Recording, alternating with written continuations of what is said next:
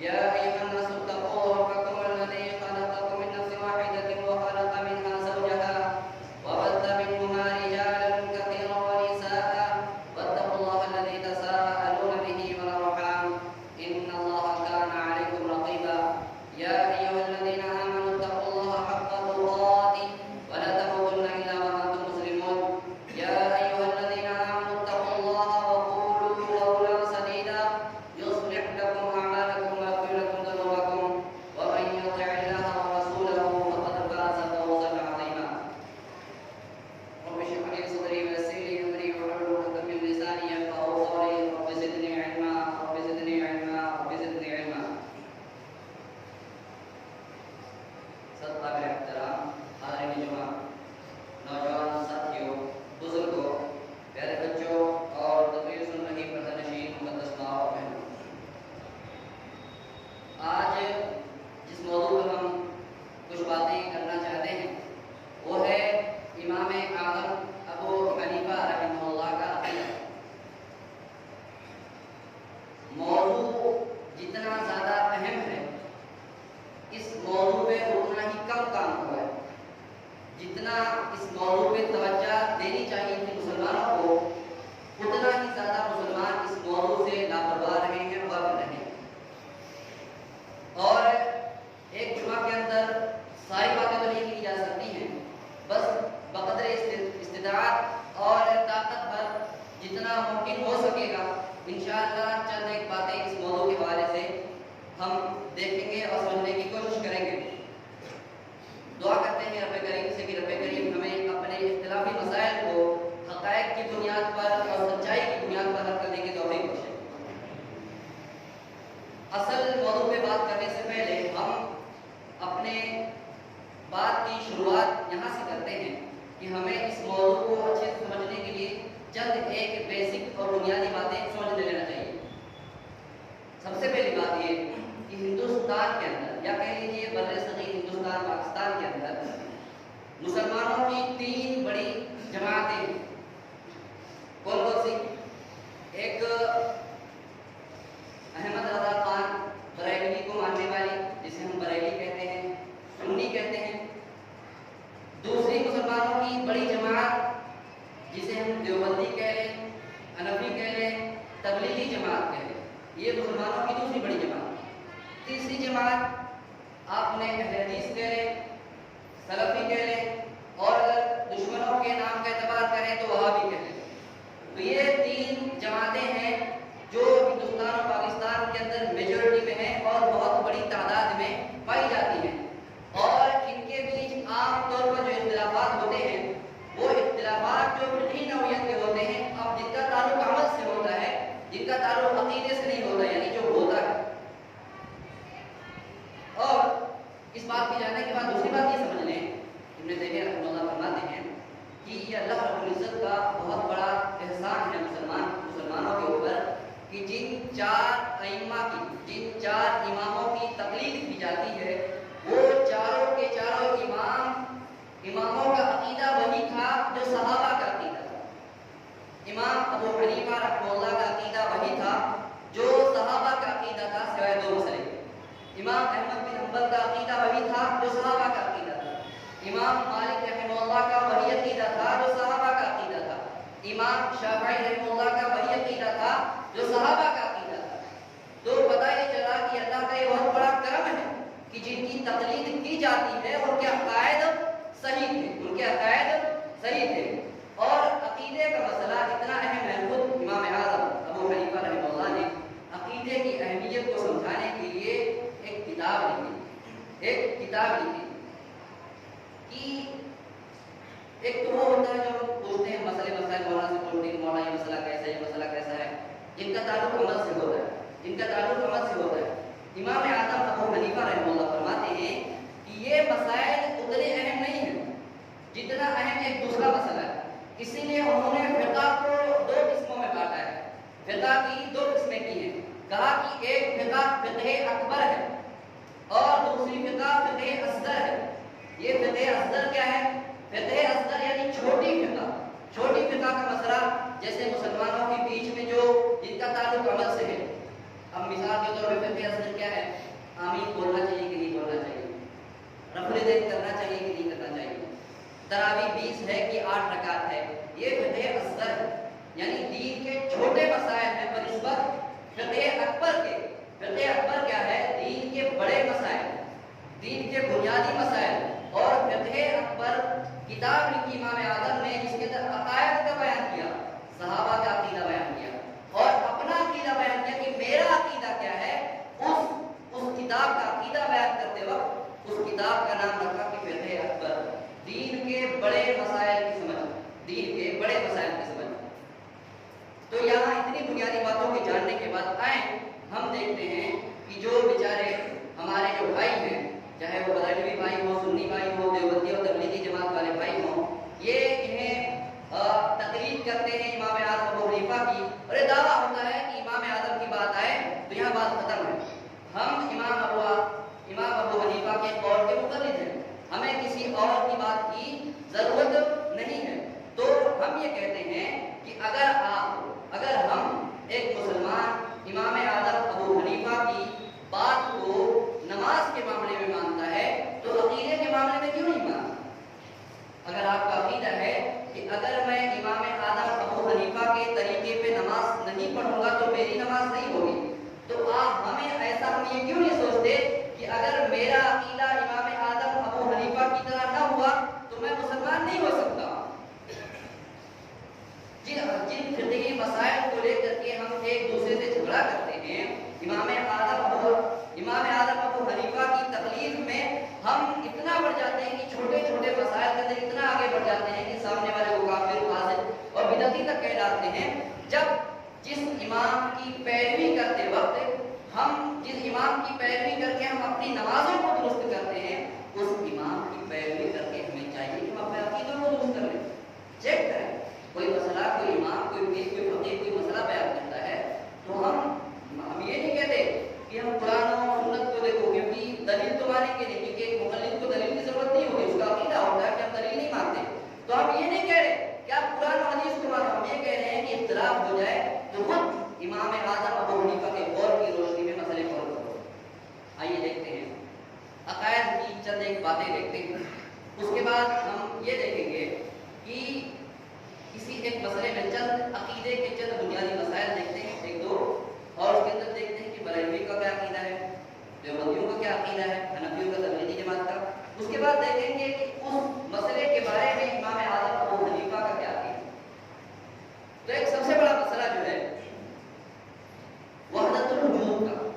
وحدت الوجود ایک عقیدہ ہے، یا چاہے وہ حنفی ہوں، دیوبندی ہوں، تبلیغی ہوں، اسی طرح سے چاہے بریلوی ہوں، سب مسلمان اس بات کو، یہ جو بھی ہوں، یا ڈاکٹر اسرار صاحب جس کو لوگ فالو کرتے ہیں، جو نئے نئے کالج یونیورسٹی سے پڑھ کر کے لیکچرار بن جاتے ہیں، پروفیسر بن جاتے ہیں، عالم بن جاتے ہیں، ان کا بھی عقیدہ یہی ہوتا ہے. ڈاکٹر اسرار صاحب کا بھی یہ عقیدہ ہے وحدت الوجود کا.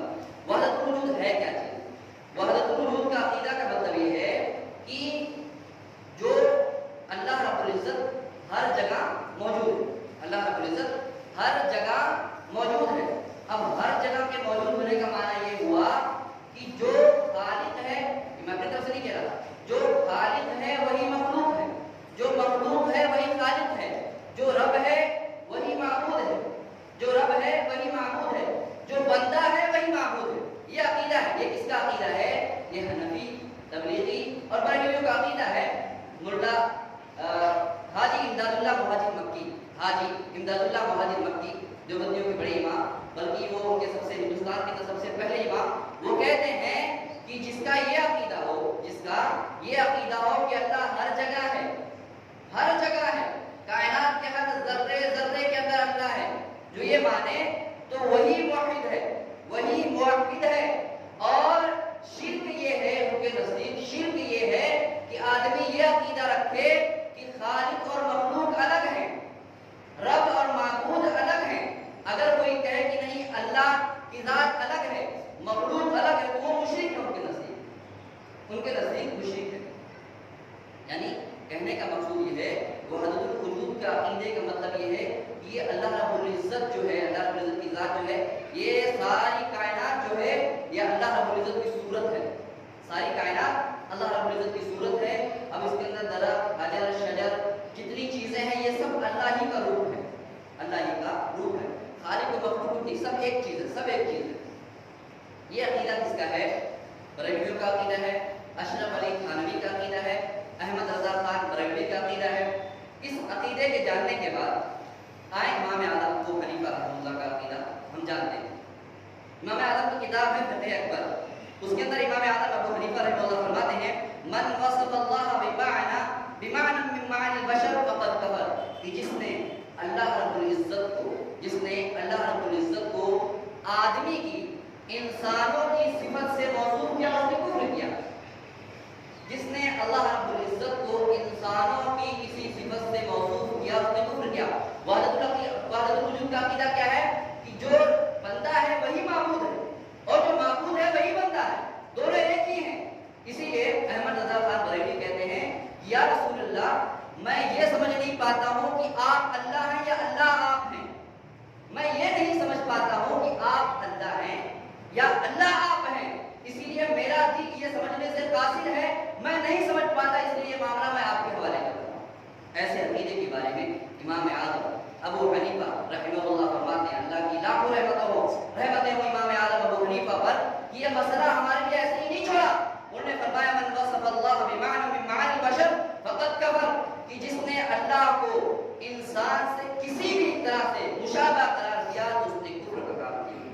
اسی طرح سے دوسری جگہ فرماتے ہیں وصفاتہ بخلاف المخلوقین، کہ اللہ کی جو صفتیں ہیں وہ مخلوق کی طرح نہیں ہیں، خالق الگ ہے مخلوق الگ ہے، خالق الگ ہے مخلوق الگ ہے۔ اسی طرح فرماتے ہیں لا یوصف اللہ تعالی بصفات المخلوقین، کہ اللہ کو، اللہ کی ذات کو مخلوقات کی صفت سے متصف نہیں کریں گے۔ ہاں یعلم لا کعلمنا ویقدر لا کقدرتنا، کہتے ہیں کہ ہاں اللہ جانتا ہے لیکن ہمارے علم کی طرح نہیں، اللہ کے پاس طاقت ہے لیکن اس کی طاقت اس کی شان کے حساب سے ہے، ہماری طاقت ہماری شان کے حساب سے ہے، ہمارا علم ہماری اوقات کے حساب سے ہے، اللہ کا علم اللہ کی ذات کے حساب سے ہے۔ تو اس میں کوئی مشابہت ہی نہیں ہے، کوئی مشابہت ہی نہیں ہے۔ اسی معاملے میں جو ہے لوگ دھوکہ کھا جاتے ہیں کہ اگر ہم کہیں گے کہ اللہ کو بھی علم ہے ہمیں بھی علم ہے تو مطلب یہ ہوا کہ اللہ خالق مخلوق برابر ہوگا، اس کا مطلب یہ نہیں ہے۔ اس کا مطلب یہ ہے کہ ہمیں ہمارے اوقات کے حساب سے علم ہے، اللہ کو اللہ کی ذات کے حساب سے علم ہے۔ تو یہاں پہ ہم نے دیکھا وحدت الوجود کا عقیدہ یہ ہے جو کہ اشرف علی تھانوی کا ہے، مہاجر امداد اللہ مہاجر مکی کا ہے، اشرف علی تھانوی، احمد رضا خان بریلوی، ان سب کا عقیدہ وحدت الوجود کے بارے میں کیا ہے، ابو حنیفہ رحمہ اللہ کے بارے میں کیا ہے۔ وحدت الوجود کا عقیدہ یہ ہے کہ جو خالق ہے وہی مخلوق ہے، جو مخلوق ہے وہی خالق ہے، جبکہ امام اعظم ابو حنیفہ کہتے ہیں خالق الگ ہے مخلوق الگ ہے۔ دوسرا مسئلہ دیکھیں، ایک حنفی عالم کہتے ہیں الرحمن علی العرش استوى، کہ رحمان عرش پر مستوی ہوا۔ اس کا معنی مفہوم بتاتے ہوئے کہتے ہیں کہ عرش، اہل سنت والجماعت کا عقیدہ یہ ہے کہ اللہ رب العزت جو ہے ساتویں آسمان کے اوپر اپنے عرش پر مستوی ہے، اللہ کی ذات کے حساب سے ساتویں آسمان کے اوپر ہے، اہل سنت والجماعت کا عقیدہ ہے۔ لیکن ایک حنفی عالم کہتے ہیں کہ یہاں پر عرش پہ مستوی ہونے کا مطلب یہ ہے کہ اللہ عرش پر قادر ہے، یعنی جیسے ساری دنیا کے اندر موجود ہے ویسے عرش میں بھی موجود ہے، جیسے ساری دنیا پہ اللہ کی طاقت و قدرت ہے ویسے ہی عرش میں بھی اللہ تعالیٰ اللہ کی طاقت و قدرت ہے، لیکن اپنی ذات کے حساب سے اللہ رب العزت ہر جگہ موجود ہے، یعنی اوپر بھی اللہ ہے، نیچے بھی اللہ رب العزت ہے، دائیں بھی، آگے بھی، پیچھے بھی، ہر جگہ اللہ رب العزت کی ذات ہے۔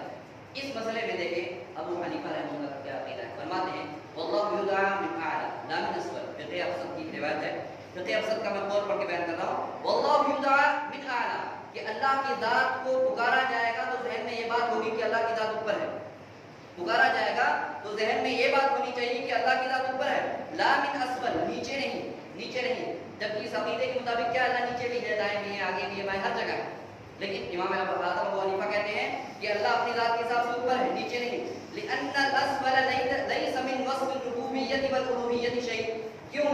کیونکہ اگر آپ کہیں گے کہ اللہ کی ذات نیچے ہے تو جو چیز نیچے ہو وہ نہ رب ہو سکتی ہے اور نہ ہی معبود ہو سکتی ہے۔ کون کہہ رہا ہے؟ امام اعظم ابو حنیفہ رحمہ اللہ، اللہ کی توحید، اللہ کی کبریائی، اللہ کی بڑائی بیان کرتے ہوئے کہہ رہے ہیں کہ جو چیز نیچے ہو وہ اس قابل نہیں کہ رب ہو، وہ اس قابل نہیں کہ معبود ہو۔ تو یہ دوسرا مسئلہ، رحمان عرش پر ہے، اس کا جواب امام اعظم ابو حنیفہ کے قول کی روشنی میں دیکھا۔ وقت نہیں بچا ہے لیکن ہم باتوں کو مختصر کرتے ہیں۔ دوسرا مسئلہ ہے، تیسرا مسئلہ الاستعانہ اور الاستغاثہ، کہ غیر اللہ سے مدد مانگنا۔ غیر اللہ سے مدد مانگنے کے بارے میں ان جو بیچارے مقلدین امام اعظم ابو حنیفہ رحمہ اللہ کی تقلید کرتے ہیں، ان کا عقیدہ کیا ہے، اور خود اس مسئلے میں ابو حنیفہ رحمہ اللہ کا عقیدہ کیا ہے۔ فتاوی رضویہ کے اندر ہے، وہ عبد القادر جیلانی کے بارے قول نقل کرتے ہیں۔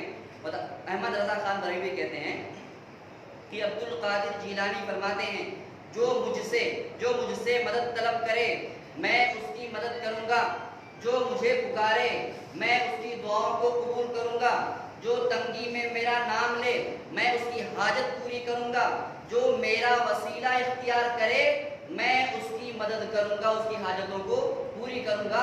یہ فتاوی رضویہ کے اندر عبد القادر جیلانی کا یہ قول منقول ہے کہ عبد القادر جیلانی نے یہ کہا ہے کہ مجھ سے مانگو، میرا وسیلہ اختیار کرو۔ اسی طرح سے آئیں حاجی امداد اللہ مہاجر مکی کا ایک قول دیکھ لیں۔ کہتے ہیں، اشرف علی تھانوی ذکر کرتے ہیں کہ ایک مرتبہ کچھ امداد اللہ مہاجر مکی کے کچھ پیر حج کرنے کے لیے نکلے۔ کہاں نکلے؟ حج کرنے کے لیے نکلے۔ اب ہوا یوں کہ کشتی جو ہے مجدار میں پھنس گئی، طوفان میں پھنس گئی۔ اب پیر مرشد نے پکارنا شروع کیا کہ یا مہاجر یا حاجی امداد اللہ میری مدد کرو، یا پیر یا مرشد آپ ہماری مدد کریں، ہماری کشتی پھنس چکی ہے۔ تو کہتے ہیں کہ جو مرید وہاں بیٹھے ہوئے تھے وہ لوگ کہتے ہیں کہ اچانک سے کشتی ایسا لگا کہ جیسے اوپر اٹھی، اور جو لوگ پانی کے اندر گرے تھے وہ واپس کشتی کے اندر آئے اور کشتی پھر سے دھیرے دھیرے چلنے لگی۔ یہ ایک پہلو۔ دوسرا پہلو، حاجی امداد اللہ مہاجر مکی جن کو انہوں نے مدد کے لیے پکارا تھا، یہ اپنے حجرے میں بیٹھے ہوئے ان کا جو خادم، ان کا جو مرید ہے وہ ان کی مالش کر رہا تھا، جو بھی خدمت کر رہا تھا۔ تو کیا دیکھتا ہے مالش کرتے وقت ان کی کمر میں یہاں چوٹ لگی ہوئی ہے۔ پوچھتا حضرت یہ کیا، یہ چوٹ کہاں سے؟ کہا وہ چھوڑو، تمہارے کام کی چیز نہیں ہے۔ کہا حضرت آپ کو بتانا پڑے گا یہ کب چوٹ لگی آپ کو؟ کہا چھوڑو وہ تمہارے کام کی چیز نہیں ہے۔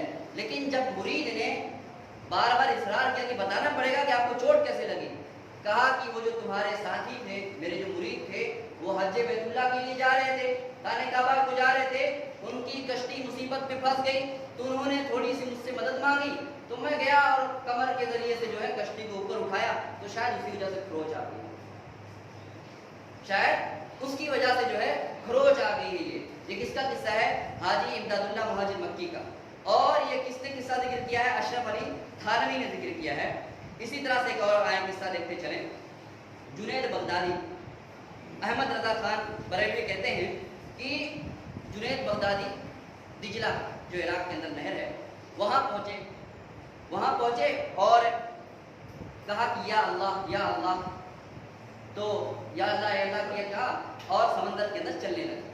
سمندر کے اندر ایسے چلنے لگے جیسے آدمی زمین پہ چلتا ہے، ایسے جنید بغدادی چلنے لگے۔ تو ایک ان کا مرید آیا پیچھے اور کہنے لگا کہ جنید جیسے آپ چل رہے ہو پانی کے اندر مجھے بھی ایسے ہی چلنا ہے، جیسے آپ چل رہے ہو ویسے مجھے بھی چلنا ہے۔ تو کہا کہ تو کہہ یا جنید کہہ۔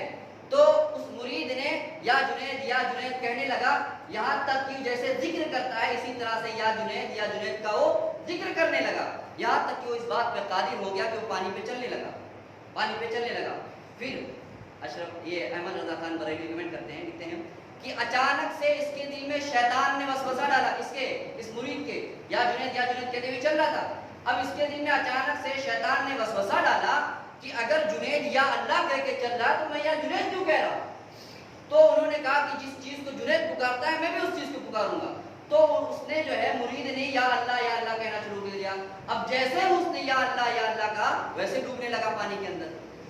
اب دیکھیں کیسے خالق کو مخلوق بنایا، کیسے رب کریم کی ذات میں توحید کی جا رہی ہے، کیسے لوگوں کی توحید اللہ رب العزت کی ذات سے لوگوں کو دور کیا جا رہا ہے، کیسے توحید کے ساتھ کھلواڑ کیا جا رہا ہے۔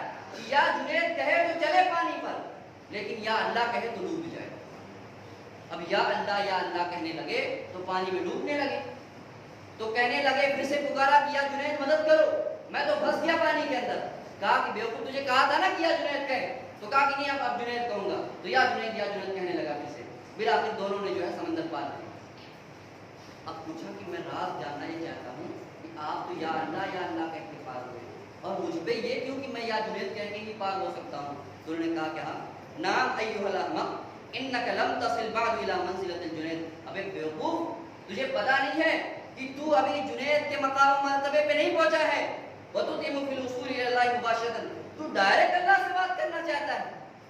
تو ڈائریکٹ اللہ, تیری اوقات نہیں ہے ابھی کہ تو اس مقام پہ نہیں پہنچا ہے, تو ڈائریکٹ اللہ سے بات کر. پہلے تو جنید کا واسطہ ہے. یہ کون ہے؟ اللہ کی توحید کو کیسے مسئلہ ہے. رب کریم قرآن کریم کے اندر کیا فرماتا ہے؟ اجیب دعوۃ اذا سألک عبادی فانی قریب. میرا بندہ جب میرے بارے میں پوچھے تو کہو کہ میں قریب ہوں. اس کی دعاؤں کو سنتا ہوں, اس کی فریادوں کو سنتا ہوں, اس کے دل کے اندر کیا گزر رہا ہے وہ بھی جانتا ہوں, اور کیا نہیں گزرا وہ بھی جانتا ہوں, کیا گزرنے والا ہے وہ بھی جانتا ہوں. وسیلہ لینے کی کیا ضرورت ہے؟ یہاں پہ کیا, اب دیکھیں یہ تینوں واقعہ دیکھے ہم نے. عبد احمد رضا خان عبد القادر جیلانی کا واقعہ دیکھا, حاجی امداد اللہ مہاجر مکی کا دیکھا, جنید بغدادی کا واقعہ دیکھا.